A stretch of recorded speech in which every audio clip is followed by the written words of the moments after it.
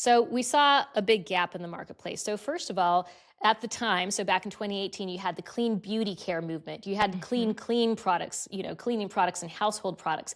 And it hadn't really reached personal care. It hadn't reached period care yet. And so we really saw this as an extension of that movement. So there's these macro dynamics happening, right? Where people were turning to, less products with less chemicals, ones that were better for our bodies that didn't have these endocrine disrupting chemicals, and people were focusing more on their health.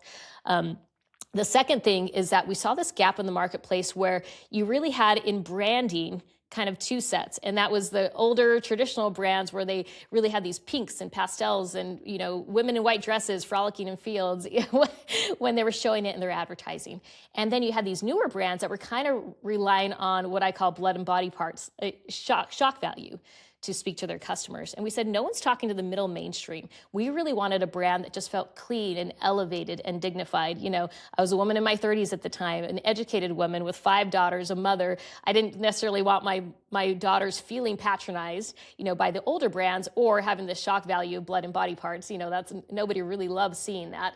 I wanted something that helped them feel dignified when they're on their periods. And I have a lot of opinions as a founder, and I have some pet peeves around these advertisements that show periods as an annoyance, something that's shameful, something you have to hide and tuck up your sleeve.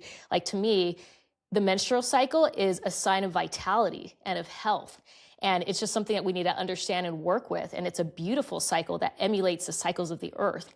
And, I wanted to show that showcase with and compare Mother Nature to the beautiful cycles that we have in our human bodies and that power of Mother Nature. So I wanted to showcase that through our brand. So through our imagery, everything really reflected the natural landscape and really had an elevated tone and feel. And I love that you showed our package there, that you have one.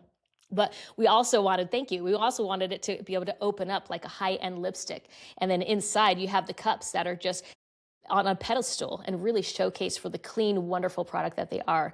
And, we'll get into that, but that's really what got us into Target. It's because of our brand and our voice.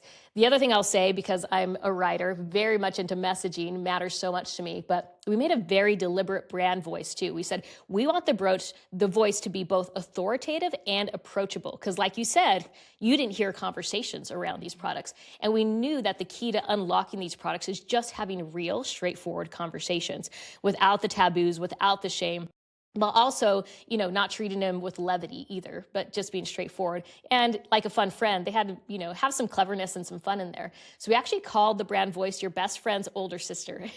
And that's because when you're starting your period for the first time, you may be talking to your best friend and maybe they haven't started yet. They don't really know what's going on. You don't always want to talk to your mom, right? That's a little lame. And so that best friend's older sister, well, she's trendy, she's cool, she's in the know, she's savvy, but she's also fun and approachable. So we developed that voice from the get-go, and it's been really, really great in being able to have permission to speak in this space and provide a safe place to be able to talk about it in a fun way, but also very straightforward with education.